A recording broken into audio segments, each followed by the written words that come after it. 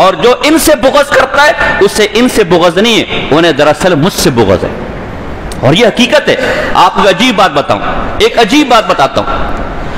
ایک امام گزرے، امام الکائی، شرح اصول اعتقاد اہل سنت والجماعت ان کی کتاب ہے، اس میں لکھا ہے کہ دو رافضیوں کو جو صحابہ کے دشمن ہوتے ہیں، دو رافضیوں کو گرفتار کیا گیا جو صحابہ کو گالم گلوچ کرتے تھے۔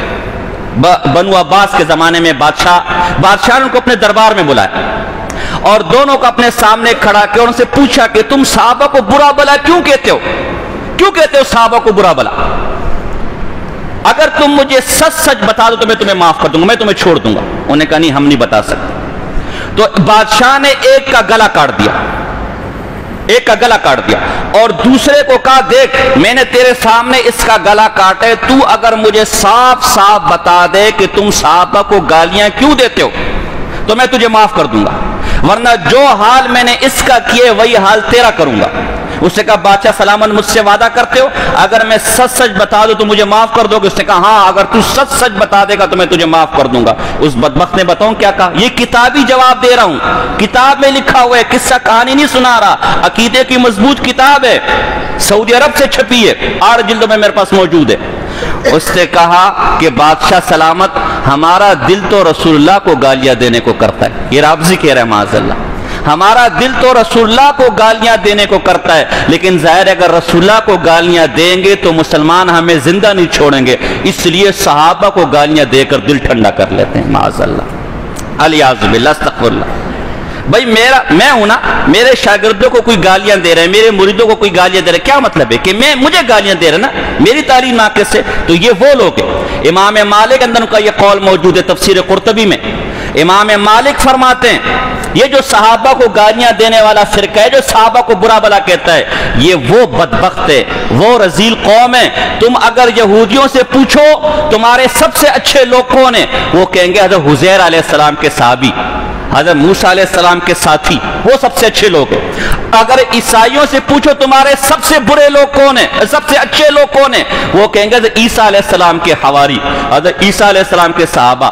لیکن یہ ایسا بدبخت فرقہ ہے، ان سے پوچھو تمہارے سب سے برے لوگ کون ہیں، یہ کہیں گے محمد مصطفیٰ کے صحابی، محمد مصطفیٰ کے ساتھی۔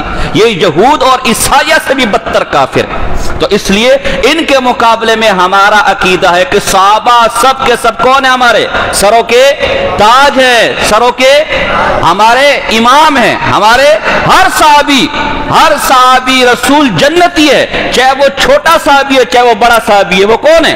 جنتی ہے۔ رضی اللہ عنہم ورضوا عنہ، اللہ نے قرآن میں ان کو سرٹیفکیٹ دیا ہوا ہے، اور صحابہ پر گالم گلوچ کرنے والے بدبختوں، یہ اللہ سے راضی ہے، اللہ ان سے راضی ہے، تو تم کون ہو جن کو گالیاں دیتے ہیں؟ وَكُلًّا وَعَدَ اللَّهُ الْحُسْنَى، اللہ نے ہر صحابی کے بارے میں کہا ہوا ہے کہ اللہ نے اس سے جنت کا وعدہ لیا ہوا ہے۔